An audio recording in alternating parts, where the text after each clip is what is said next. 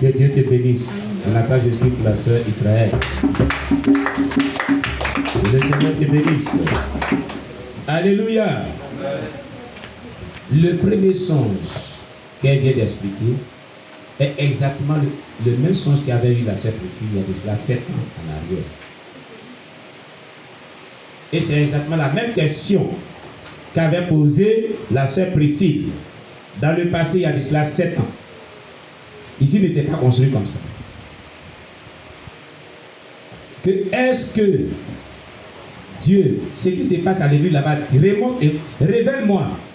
Et Dieu lui a montré, c'est comme s'il était à l'église ici, quelqu'un qui écrivait sur un tableau. Des écritures aussi, qui n'étaient pas les écritures qu'on a ici. Et la personne lui a dit, à la fin de l'écriture, la personne avait crème. Et lui a dit, si vous obéissez à ce qu'on vous enseigne ici, voilà, vous allez avoir crème là. C'est ce que vous allez avoir comme récompense. C'est la même chose exactement. Qui se souvient de ça? Qui se souvient de cela? Vous avez vu. La Bible dit le témoin de 2 personnes est vrai. Le témoin de 2 personnes est vrai. Et la personne lui a dit que ce que vous enseignez là, ici là, c'est la vérité. Si vous mettez en pratique là, voilà ce que vous allez recevoir. Crème là, c'est le bonheur. C'est la bénédiction de Dieu. Les enseignements qu'on donne ici sont des enseignements purs de la vérité de la sainte doctrine. Le problème que les gens ont, ils ne mettent pas cela en pratique. Voilà les problèmes. Quel que soit ce que tu cherches avec Dieu, c'est quand tu enseignes ici, là, si tu mets en pratique, Dieu dit voilà ce que tu vas avoir. La crème là, et le gâteau symbolise le résultat de ce que tu recherches avec Dieu. Ce que la parole de Dieu va produire dans ta vie, là, c'est ce que cela représente. Alléluia. Amen. Donc, la parole de Dieu que tu écoutes ici, là, t'apportera résolution de ta suite, de ton problème que tu cherches. Voilà ce que Dieu est en train de te dire. Ça fait 2 fois. Voilà la deuxième personne. Écoutez, l'obéissance aux enseignements que vous recevez ici, là, cela va vous accorder tout ce que vous recherchez. Si vous mettez en pratique la parole de Dieu que vous êtes enseigné, si vous verrez la gloire de Dieu. C'est ce que Dieu est en train de dire à chaque personne. Si chaque personne obéit à tout ce qui est enseigné ici, chaque personne recevra de Dieu le miracle qu'il recherche. Le miracle qu'il recherche. Bien-aimé, pourquoi j'insiste là-dessus? Parce que plusieurs personnes viennent ici, mais elles ne mettent pas en pratique ce qu'on dit. D'autres même doutent. En fait, c'est parce qu'elle avait du doute sur ce qu'on enseignait ici. Il y a quelque chose d'autre. Elle avait du doute. Elle croyait à certains enseignements, mais à certains enseignements qu'elle ne croyait pas. Est-ce que ce qu'on nous enseigne là-bas, est-ce que c'est vraiment vrai? C'est parce qu'elle voulait savoir que c'est vrai. C'est pas ça? Hein? Très bien. C'est parce qu'elle n'était pas encore convaincue. C'est que ce qu'on lui enseignait était la vérité.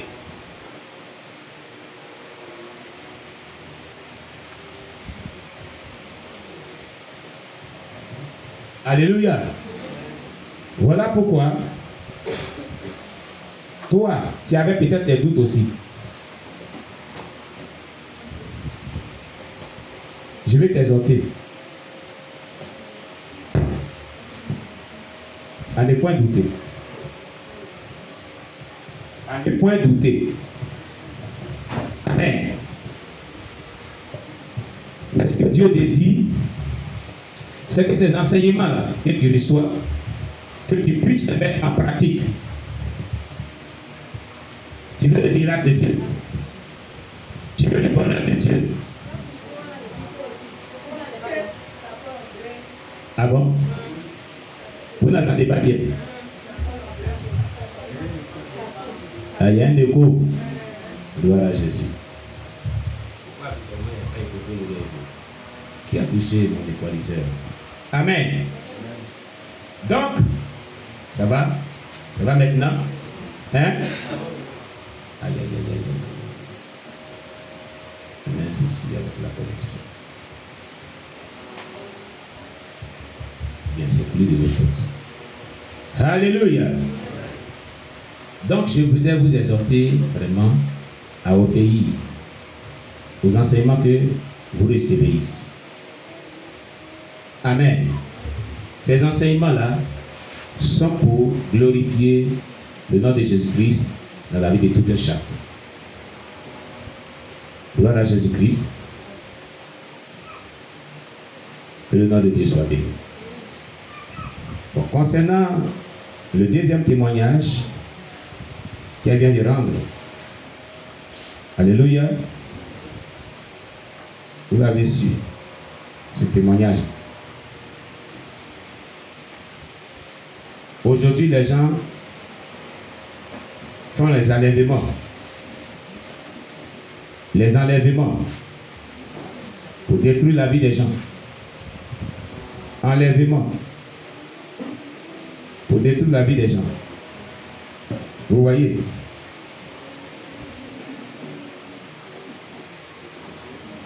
Mais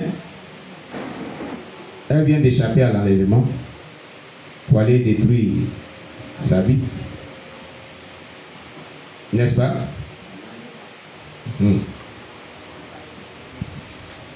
Pourquoi et comment elle a échappé à cela? Elle a invoqué le sang de Jésus sur son âme.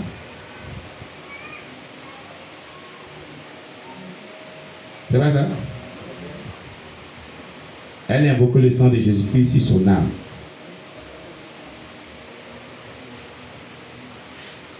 Excusez-moi. Nous sommes déconnectés.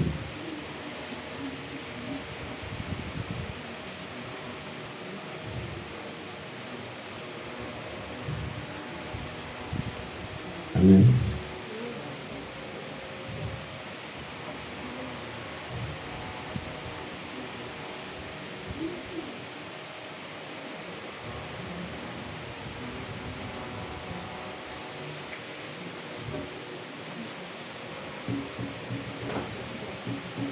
Que le nom de Dieu soit béni. Le diable ne nous aime pas. Il attaque à tout moment. Mais comme nous sommes plus que vainqueurs, nous croyons que Dieu fait son œuvre. Amen. Voilà. Alléluia. Amen. Donc, Dieu lui a donné la victoire. Celui qui était en train de communiquer là, il allait vraiment faire quelque chose de mauvais sur sa vie. Amen. Que le nom de Dieu soit béni. Oui, qui d'autre encore? Qu'est-ce que tu retiens? Oui, maman. Bien? Non, ça va trop sonner. Ça fait écho parce qu'il y a trop augmenté là-bas. On n'a qu'à prendre.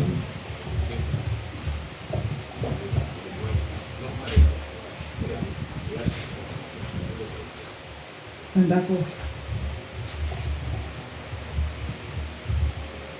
Alléluia. Amen. Voilà, ce que j'ai compris vraiment dans le message, ici le pasteur de Dieu a parlé de deux types de réactions. Voilà, il y a la réaction de Jésus-Christ avant la réaction de Paul et la réaction de Paul aussi. Ce qui veut dire que dans ces réactions-là, vraiment, les hommes de Dieu doivent beaucoup vraiment sanctifier l'Église. Alléluia, en prenant des sanctions. Voilà, en prenant des sanctions à ce niveau. Alléluia. Parce que le péché n'est pas quelque chose vraiment avec lequel nous devons jouer. Parce Amen. Que c'est le péché là qui envoie à l'enfer. Alléluia. Pourquoi au niveau vraiment, lorsqu'il y a un désordre dans l'église, vraiment que le Seigneur parle à l'homme de Dieu, il ne doit pas jouer cela, il doit vraiment prendre des sanctions. Alléluia. Et lorsqu'il y a des sanctions qui sont prises, nous vraiment qui sommes concernés vraiment par rapport à ces sanctions-là, nous devons vraiment prendre acte de cela et abandonner vraiment la mauvaise vie pour vraiment aller au ciel. Alléluia. C'est pourquoi il est bon vraiment de clarifier cela. Voilà, c'est très important. Lorsqu'il y a des choses, le désordre dans l'église, donc le Dieu doit être à mesure de vraiment clarifier cela, afin que les âmes abandonnent le péché. Alléluia. Amen. Et aussi, nous devons aussi parler dans le contexte. Voilà, lorsqu'il lisait le message, il y a d'abord les versets. Après les versets typiques, il a lu l'avant-verset, nous a amené à comprendre le contexte. Alléluia. Amen. Il a dit qu'un contexte, c'est le cas dans lequel l'événement se passe. Alléluia. Voilà, les circonstances dans lesquelles l'événement se passe là. C'est ce que vraiment c'est dans ça qu'on doit parler. On doit parler comme ça. Alléluia. Amen. Et il a dit, ce que j'ai compris aussi est que pour éviter le péché, comment d'impudicité. C'est pas l'impudicité seulement, il y a aussi l'adultère. Il a dit quand on parle d'impudicité, on parle d'adultère aussi. Alléluia. Amen. Et en plus de l'adultère, il y a l'idolâtrie, il y a l'alcool, il y a le mensonge, il y a la sorcellerie. En tout cas, il y a beaucoup de péchés. Comment dont nous parlons vraiment. Bon, habituellement, il nous parle de ces péchés-là. Mais aujourd'hui, il a beaucoup tablé sur l'impudicité et l'adultère. Alléluia. Amen. Voilà, il faut dire que vraiment, ces cas de péché-là rongent beaucoup les églises. Alléluia. L'impudicité et l'adultère, ça ronge beaucoup les églises. Donc, pour éviter ces genres de péchés-là dans la vie, nous devons être sincères avec le Seigneur Jésus-Christ. Alléluia. Amen. Si tu es sincère avec le Seigneur Jésus-Christ, tu vraiment cherches véritablement le royaume des cieux, vraiment tu dois abandonner ces types de péchés-là. Alléluia. Amen. Et nous devons éviter d'être têtus. Alléluia. Parce que si tu es têtu, tu ne vas pas changer. Tu ne vas pas laisser l'impudicité. Tu ne vas pas laisser vraiment l'adultère. Ça va te conduire en enfer, bien aimé. Si tu es têtu, tu vas laisser la sorcellerie, ça te conduit en enfer. Si tu es têtu, tu vas laisser le mensonge, la jalousie, le mal, vraiment l'alcool, la boisson. Je ne veux pas vraiment. Parce que si on veut parler ici de la sous-discipline, ce n'est pas seulement le cas d'impudicité et d'adultère seulement. On doit aussi sanctionner tout le monde. C'est pourquoi vraiment Jésus-Christ nous a donné l'exemple sur vraiment la femme adultère. Alléluia. Et moi j'ai compris que le cas de la femme d'adultère qui s'est passé, qui s'est été mis dans la Bible, là, ce n'est pas en vain. C'est pour nous enseigner. Alléluia. C'est-à-dire que nous tous là, on doit être lapidés en temps normal. Alléluia. Vous savez, ces jours-là, ceux qui veulent lapider la femme adultère, là, eux tous ça doit être lapidés aussi. Donc tout le monde doit être lapidé. Si eux avaient compris comme cela, là le Seigneur a dit que bon, on n'a qu'à changer. On va se lapider tous. Mais eux voulaient lapider seulement la femme adultère là. En pourtant, parmi ceux qui veulent lapider la femme adultère là, il y avait les sorciers, l'homme qui a déjà tout dit. Moi, c'est ce que j'ai compris, que je relate. Il y avait déjà les sorciers, les jaloux, pour moi, beaucoup de choses. Voilà, les mystiques et autres. Mais ils n'ont pas vu pour eux là. Hein. Donc, comme pour eux là, c'est un péché qui est visible. Donc, il faut eux dire qu'ils vont la lapider.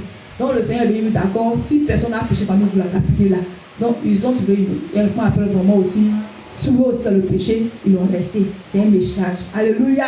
Voilà. Vous qui accusez seulement vraiment une personne qui est dans une erreur quelconque, vous êtes sur elle, tout le monde est sur elle, c'est une manière de lapider cette personne-là. Alléluia. Alléluia. Nous devons vraiment arrêter ces choses-là. Et des personnes aussi qui refusent de changer, ils sont toujours dans les cas de péché là. Il est temps pour eux de changer vraiment par rapport à ce message qui vient de donner. Parce que tu t'entêtes dans ton péché, tu ne veux pas, tu l'as converti des yeux, dans ton cœur, tu as résolu quelque chose, puis tu es là. Tu veux forcément pécher. Alléluia. Parce que, comme vraiment, ici, vraiment, on a compris quelque chose, la sous-discipline ne doit pas se faire dans comme dans les autres églises. Donc, vraiment, celui qui se lève, d'accord, moi aussi, il m'a péché, il vient. Ils vont faire pour moi aussi doucement, doucement, puis on est là nous tous. Alléluia. L'autre qui se lève aussi, dit moi aussi là, il m'a commettre impudicité. Et puis truc. Alléluia. C'est pourquoi aussi, quand la tentation de pouvoir succomber dans le péché arrive là, et tu sens ça dans tout ton corps, ton âme aussi, il faut bien aimer, il faut rentrer. Moi, je dis que c'est pas facile, mais il faut rentrer un moment de chaîne et prier. Alléluia. Ça t'assoit. Parce que c'est venu aujourd'hui.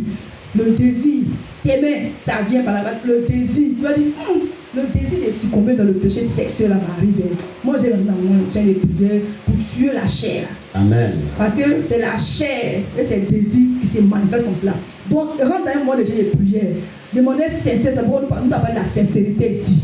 Demandez sincère, chaîner, prier. Pour que ce désir de commettre adultère avec quelqu'un ou avec quelqu'un là tombe. Parce que dans l'église, ce qui vraiment m'a marqué dans le de Corinthe, c'est que le péché qui régnait là-bas, là, les frères là, ils cherchent à coucher vraiment avec comment on appelle la femme de leur papa. Mais la femme ne tombe pas, c'est ta mère. Aussi, vous donner conseil aussi aux sœurs dans l'église, même si nous passons dans l'église de Corinthe. Mais le mari est ta mère, le mari est ta mère biologique, le mari est ta tante, le mari est ta mère spirituelle. Ça se voit dans le monde entier, partout dans les églises. Et c'est ce péché-là qui règne.